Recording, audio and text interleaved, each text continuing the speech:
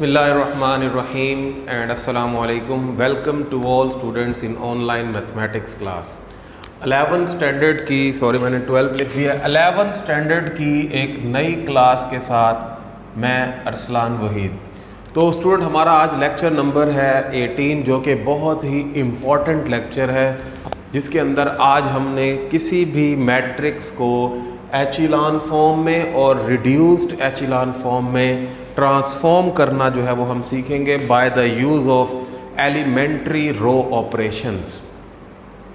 एचिलॉन form क्या होती है, पिछले लेक्चर में मैंने डिटेल से उसकी डेफिनेशन समझाई थी कि कौन कौन सी कंडीशंस हैं जिस पूरी करते हुए कोई भी मैट्रिक्स हम कह सकते हैं कि ये इस वक्त एचिलॉन फॉर्म में है। तो वो पिछला लेक्चर आप रिवाइज कर लें, उसमें देख लें कि एचिलॉन फॉर्म हमने किस टाइप्स की मैट्रिक्स को हमने एचिलॉन फॉर्म में कहा था कि ये कन्वर्ट हो चुकी है, क्या शराइत हैं। तो आज मैं इसको कन्वर्ट करना सिखाऊंगा by the use of elementary row operation.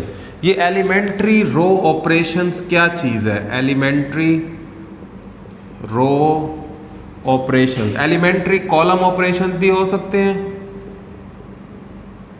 और एलिमेंट्री रो ऑपरेशन भी हो सकते हैं। अगर आप रो वाइज ऑपरेशन लगाएंगे तो वो एलिमेंट्री रो ऑपरेशन कहलाएगा, और अगर आप कॉलम वाइज ऑपरेशन लगाते हैं तो वो एलिमेंट्री कॉलम ऑपरेशन कहलाएगा। ये क्या होता है ऑपरेशन, इसके अंदर हमने क्या करना है? एलिमेंट्री रो ऑपरेशन के अंदर आप किसी भी मैट्रिक्स के किसी रो को किसी नॉन ज़ीरो नंबर से मल्टीप्लाई करके किसी और रो में ऐड भी कर सकते हैं, सब्ट्रैक्ट भी कर सकते हैं, इवन आप किसी रो को इंटरचेंज भी कर सकते हैं। आप इंटरचेंज करें, एडिशन करें, सब्ट्रैक्शन करें, आपकी यहाँ पर इक्वालिटी का कोई सीन नहीं है, क्योंकि एक मैट्रिक्स के बाद ऑपरेशन लगने के बाद जो अगला मैट्रिक्स होगा वो इक्विवेलेंट होगा, इक्वल नहीं होगा। उसको हम लिखेंगे रो इक्विवेलेंट। इसका क्या मतलब है?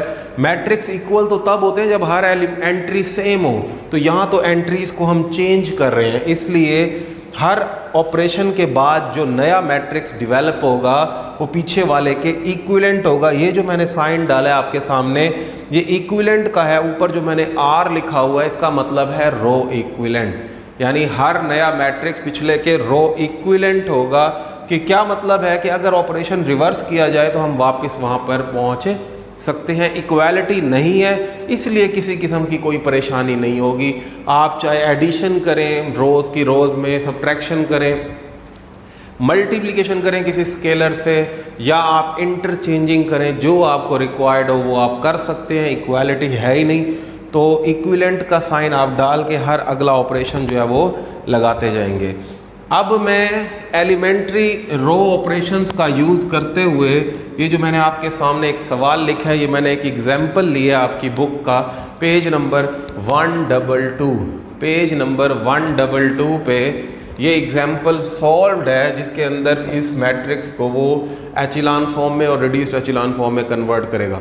मैं अपनी तरफ से ऑपरेशंस लगाऊंगा, उसने जो बुक वाले ने ऑपरेशंस लगाए हैं अपने अंदाज में लगाए हैं। ऑपरेशन डिफरेंट लगाने से कोई फ़र्क नहीं पड़ता। हाँ, जो एचिलॉन फॉर्म है फाइनली वो सेम बननी चाहिए।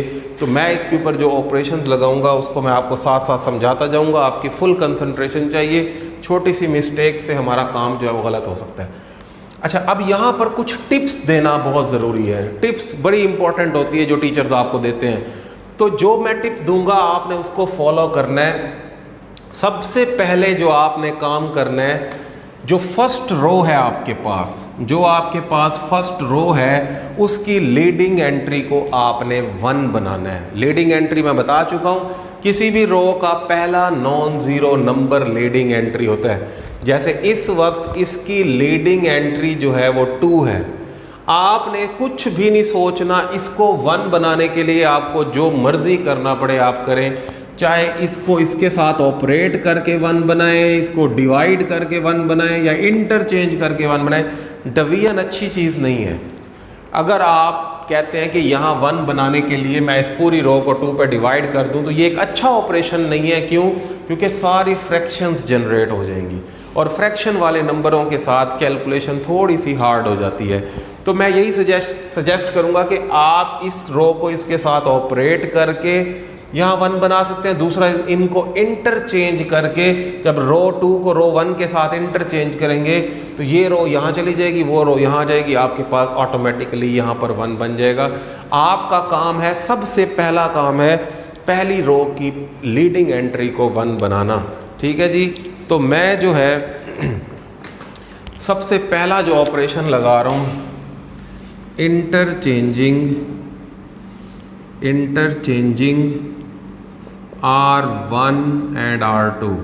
मैं R1 और R2 को इंटरचेंज करने लगा हूँ। ज़रा देखें, ये ऊपर चला जाएगा 1 -1 2 -3 2 3 -1 9 3 1 3 2। बस ख्याल कीजिएगा लिखने में कहीं गलती हो गई तो वो फिर आपका सवाल जो है वो गलत होने के चांसेस होंगे। अब देखिए, सबसे पहले मैंने इसको हाईलाइट कर रहा हूँ, आपने नहीं करना। मैंने इस लीडिंग एंट्री को 1 बना दिया, यानी पहली रो की लीडिंग एंट्री को मैंने 1 बना दिया। उसके बाद क्या करना है? उसके बाद आपने इस लीडिंग एंट्री के नीचे जो नंबर्स हैं उनको 0 बनाना है। उनको 0 बनाने के लिए इसके साथ ऑपरेट करना अब इंतहाई ज़रूरी है। अगर आपको याद हो, जहाँ हमने डिटर्मिनेंट की जो सॉल्यूशंस किए थे वहाँ हमें 1 कितना फ़ायदा देता था, ये भी कुछ उससे मिलती जुलती चीज़ है कि अब यहाँ पर 0 बनाने हैं आपने, और कुछ भी नहीं करना। जो वे मैं आपको बता रहा हूँ आप इस पे चलते रहें, इंशाल्लाह एचिलॉन फॉर्म में पहुँचने में आपको कोई दिक्कत, कोई परेशानी नहीं आएगी। तो अब यहाँ पर 0 0 बनाने के लिए इसके साथ ऑपरेट करें तो देखें, यहाँ 2 है, यहाँ 2 होता तो 2 - 2 0, तो यहाँ 2 क्रिएट हो सकता है। कैसे? R2 - 2 R1, और यहाँ 3 है तो यहाँ 1 है, R3 - 3 R1। यानी अगर मैं इसको 2 से मल्टीप्लाई कर दूँ, ये 2 बन जाएगा। फिर R2, यहाँ 2 है, 2 - 2 0, तो ये ऑपरेशन इसके 0 बनाने के लिए बड़ा यूज़फुल है। और अगर यहाँ देखिए मैंने क्या लिखा है, R3 - 3 टाइम्स R1, R3 ये है, यहाँ 0 बनाना है, इसको 3 टाइम्स R1 से जब मैं माइनस करूँगा तो ऑटोमेटिकली यहाँ पर 0 बन जाएगा। चेंज सिर्फ इसमें प्रोड्यूस होता है। ये जो माइनस हो रही होती है या प्लस हो रही होती है, इसमें कभी भी कोई चेंज प्रोड्यूस नहीं होता। तो ये ऑपरेशन लगने के बाद जो रिजल्टेंट मैट्रिक्स आएगा, ये रो इक्विवेलेंट का साइन डालते जाएं, रो इक्विवेलेंट इक्वल टू भूल के भी मत डालिएगा, क्योंकि ये देखें कभी कहाँ ये दोनों क्या इक्वल है, हो ही नहीं सकते। इसका यहाँ 1 है, इसका यहाँ 2 है, तो कभी भी इक्वल नहीं हो सकते। अच्छा, पहली रो में कोई चेंज नहीं आएगा, 1 -1 2 -3। ठीक है जी, ये ब्रैकेट क्लोज। अच्छा, अब R2 में से R2 ऐसी लिखनी है कि उसमें से 2 टाइम्स R1 माइनस हो चुका। ये जो 2 टाइम्स R1 है इसको आप रफ में बना लें। R1 को अगर मैं 2 से मल्टीप्लाई करूँ, 2 -2 4 -6। ठीक है जी। अब इसको माइनस करते जाएं, 2 - 2 0, 3 + 2 हो जाएगा 5, -1 -4 -5, उसके बाद 9 + 6 हो जाएगा 15।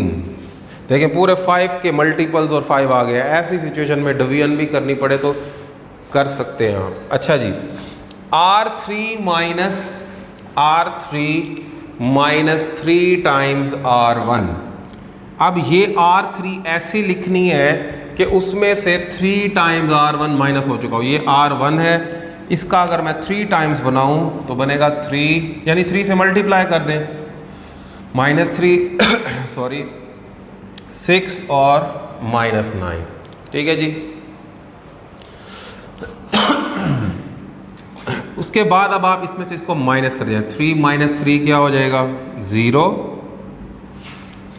1 + 3 क्या हो जाएगा 4, क्योंकि नेगेटिव है तो ऐड हो जाएगा।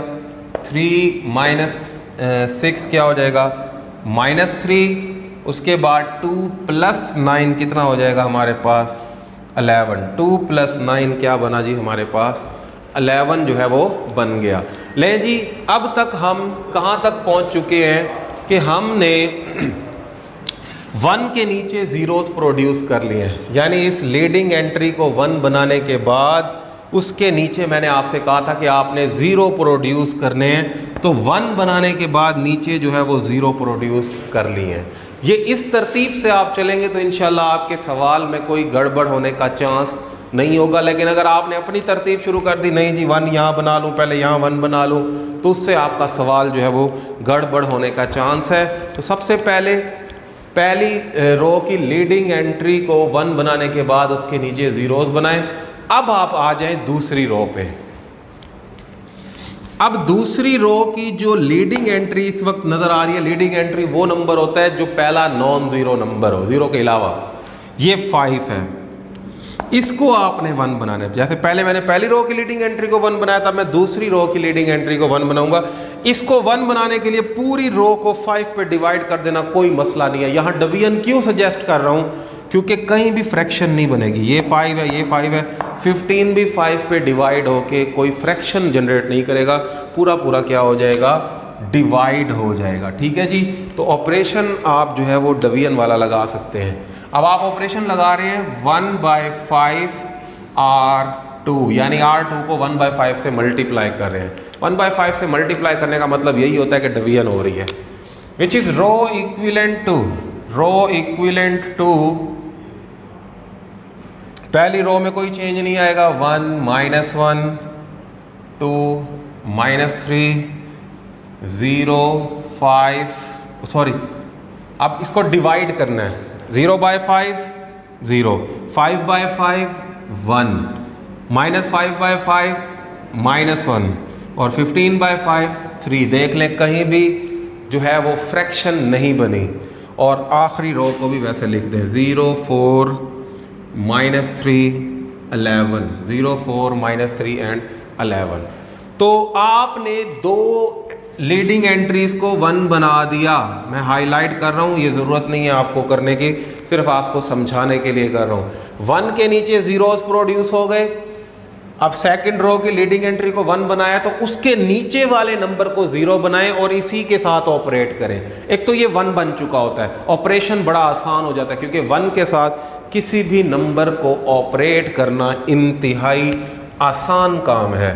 ठीक है जी। तो ये हमारे पास 1 बन चुका हुआ है। अब यहाँ 4 है, यहाँ 4 होता तो 4 - 4 0, तो इसको 4 किया जा सकता है। ऑपरेशन अपने माइंड में सोचिए क्या बनना चाहिए, फिर मैं लिखता हूँ। तो यकीनन सोच लिया होगा आपने कि चेंज प्रोड्यूस जो होना है वो R3 में होना है, R3 - 4 टाइम्स R2। अब इसको इससे ऑपरेट नहीं करना, ये चेंज हो जाएगा। इसको इससे ऑपरेट करेंगे, इस तरतीब का यही फ़ायदा है। तो ये चेंज, बाकी कोई चेंज नहीं होगा, ये कभी भी चेंज नहीं होगा, क्योंकि दोनों ज़ीरो हैं। क्या जैसा मर्जी ऑपरेशन लगा देंगे आप, कोई फ़र्क नहीं पड़ेगा। R3 - 4 times R2, R3 - 4 times R2 which is row equivalent to R3 - 4 times R2। अब चेंज सिर्फ R3 में प्रोड्यूस होना है। 1 -1 2 -3 0 1 -1 3। अब जो R4 मैं लिखने लगा हूँ वो कैसे लिखूँगा, R3, उसमें से 4 टाइम्स R2 को माइनस करूँगा। 4 टाइम्स R2 रफ में बना लेता हूँ, 0 4 -4 4 3 12। ठीक है जी। अब माइनस करते जाएं, देखें 0 - 0 0, कोई चेंज भी इसमें प्रोड्यूस नहीं हुआ। 4 - 4 0, जो कि हमें रिक्वायर्ड था। देखें यही 0 बनाना था ना, बन गया। -3 -+4 तो 1 बन जाएगा। 11 -12 क्या बनेगा, -1 बन जाएगा। ऑपरेशन ठीक हो तो अगला स्टेप ऑटोमेटिकली पूरा खुद ब खुद हो जाता है। मैंने पहली रो की लीडिंग एंट्री को 1 बनाया था, उसके नीचे ज़ीरोज़ बनाए। दूसरी रो की लीडिंग एंट्री को 1 बनाया, उसके नीचे 0 बनाए। उसके बाद मैंने करना था तीसरी रो की लीडिंग एंट्री को 1 बनाना था। ऑटोमेटिकली 1 बन गई है, मुझे करने की ज़रूरत ही नहीं है। लें जी, आपका मैट्रिक्स इस वक्त एचिलॉन फॉर्म में ट्रांसफॉर्म हो चुका है। एचिलॉन फॉर्म की कोई भी कंडीशन जो है वो ये रिफ्यूज़ नहीं कर सकता। कैसे? हाँ जी, कैसे? लीड एचिलॉन फॉर्म की जो 3 बातें थी, 3 कंडीशंस थी, रिवाइज करवाता हूँ, उसको देखते हैं। सबसे पहली शर्त ये थी कि आपके पास सबसे पहली शर्त क्या थी? सबसे पहली शर्त ये थी कि आपके पास जो ज़ीरोज़ हैं, लीडिंग ज़ीरोज़ हैं, वो हर अगली रो में पिछली रो से ज़्यादा होने चाहिए। लीडिंग ज़ीरोज़ क्या होते हैं? जो लीडिंग एंट्री से पीछे ज़ीरोज़ होते हैं उनको हम लीडिंग ज़ीरोज़ बोलते हैं। यहाँ लीडिंग ज़ीरो देखें कोई नहीं है, बेशक नहीं है, अगली में 1 है, इसका मतलब पिछले वाली से तो ज़्यादा ही है ना भाई। एक बंदे के पास कुछ नहीं है, एक के पास 10 रुपये हैं, तो पिछले से तो ज़्यादा ही है ना। तो जैसे यहाँ इसके पास कोई लीडिंग ज़ीरो नहीं है, अगले में 1 है, और उससे अगले में लीडिंग ज़ीरोज़ देख लें कितने हैं, 2 लीडिंग ज़ीरोज़ हैं। ये शर्त पूरी हो गई। दूसरी शर्त थी कि अगर कोई ज़ीरो रो आती है, ज़ीरो रो आई नहीं है, वो शर्त देखने की ज़रूरत ही नहीं है। क्या थी शर्त? अगर कोई ज़ीरो रो आ जाए, यानी पूरी रो कोई ज़ीरो हो जाए, तो वो लास्ट में होनी चाहिए, कहीं सेंटर में डिस्टर्ब करने के लिए ना आए। वो है नहीं तो उसको देखने की ज़रूरत नहीं है। तीसरी और आखिरी शर्त कि हर रो की लीडिंग एंट्री 1 होनी चाहिए। देख लें, मैंने आपके सामने सर्कल कर दिया है, ये लीडिंग एंट्रीज इस वक्त 1 ही है, 1 के अलावा कोई नंबर नहीं है। तो ये आपके पास एचिलॉन फॉर्म बन चुकी है। अब इसको रिड्यूस्ड एचिलॉन फॉर्म बनाने के लिए सिर्फ और सिर्फ थोड़ा सा और काम करना है हमने।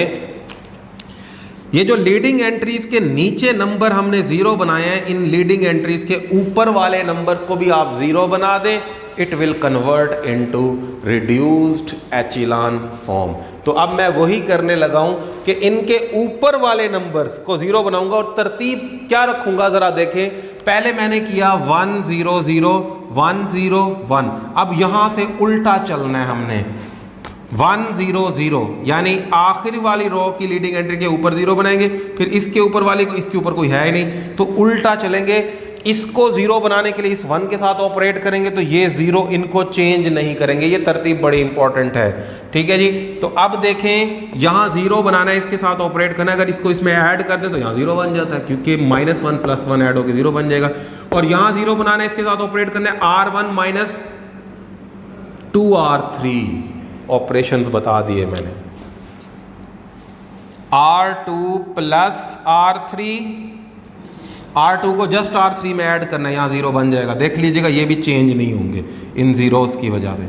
और यहाँ 0 बनाने के लिए R1 में चेंज लाना है, R1 में चेंज लाना है, इसको इसके साथ ऑपरेट करें, -2R3, ठीक है जी, which is row equivalent to.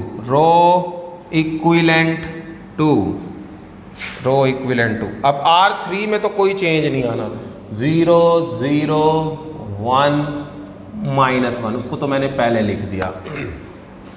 अब पहले ये लिख रहा हूं R2 ऐसी लिखनी है कि उसमें R3 ऐड करते जाएं। 0 + 0 0, देख लें चेंज नहीं हुआ। 1 + 0 1, देख लें चेंज नहीं हुआ।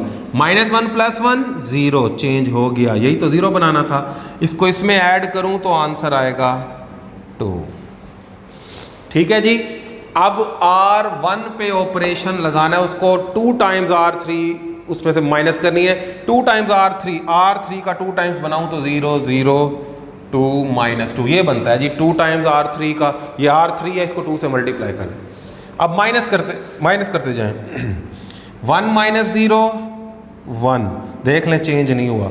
-1 -0 -1, ये भी चेंज नहीं हुआ। 2 - 2 0, ये चेंज हो गया, और इसी को ही तो करना था 0। देख लें, इस 2 की जगह 0 प्रोड्यूस हो गया।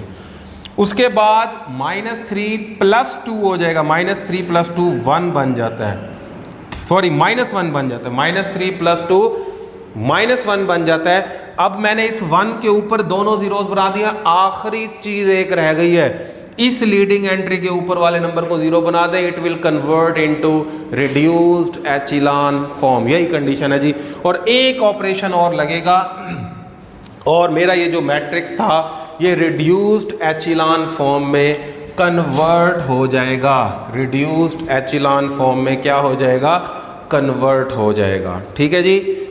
तो which is row equivalent to, नया matrix row equivalent to, operation क्या लगेगा? ऑपरेशन देखते हैं क्या लगेगा। ऑपरेशन ये लगेगा कि यहाँ 0 बनाना है, इसके साथ ऑपरेट करना है, तो ये -1 है +1 है, इसको उठा के इसमें ऐड कर दें, R1 plus R2, R1 plus R2, R1 में R2 को ऐड कर दें, ये कोई और चेंज नहीं होगा, यानी 1 + 0 1, -1 + 1 0, 0 + 0 0, इन दोनों को जब ऐड करूंगा -1 + 2 तो 1 आ जाएगा, बाकी वैसे लिख दे 0 1 0 2 0 0 1 -1। ले जी, ये है जी आपकी reduced echelon form. Leading entry के नीचे और ऊपर सारे जीरोस बन जाएं तो वो बन जाती है reduced echelon form, which is reduced echelon form. ये है जी तरीका रिड्यूस्ड एचिलॉन फॉर्म में बनाने का तरीका।